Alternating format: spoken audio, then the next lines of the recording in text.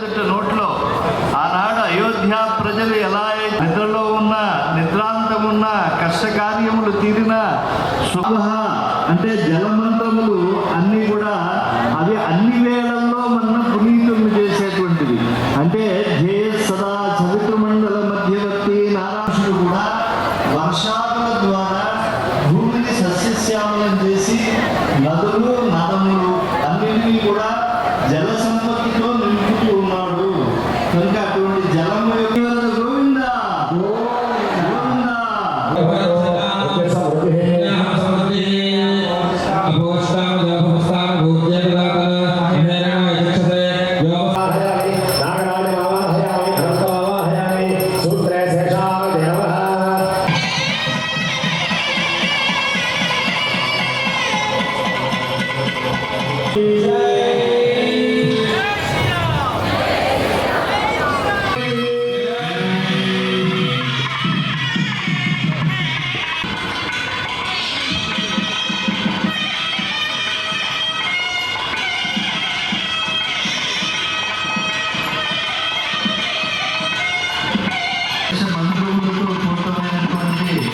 రక్షాబంధన జహారం చేస్తున్నారు. రామచంద్ర ప్రభుకి, సీతామాతకి, లక్ష్మణ స్వామి వారికి